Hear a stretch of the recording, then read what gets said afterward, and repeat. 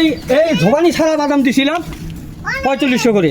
এই ঝোকায় যদি এইভাবে পরিষ্কার করে দিতাম তাহলে 5000। কাকা আসসালামু আলাইকুম। কাকা বাদাম কত করে মন? মন কত করে বিক্রি করতেছেন?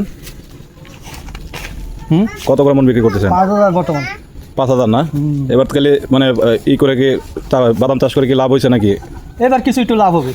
আর গতবার লস গেছিল। কতবার লস গেছিল? গতবার কত করে গেছিল?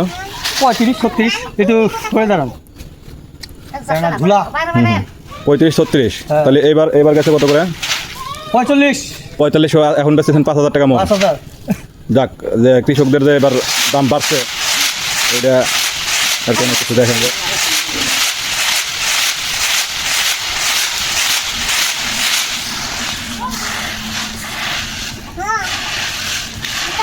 তাতে কি আপনারা এবার খুশি? হ্যাঁ আল্লাহর রহমত আমরা খুশি।